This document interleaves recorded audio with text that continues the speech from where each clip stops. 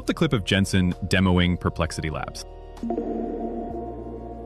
I've pulled up a YouTube video showing Jensen demoing Perplexity Labs at GTC Paris. It should be at that moment to now. formulate what is now agentic AI. Let's take a look at one example.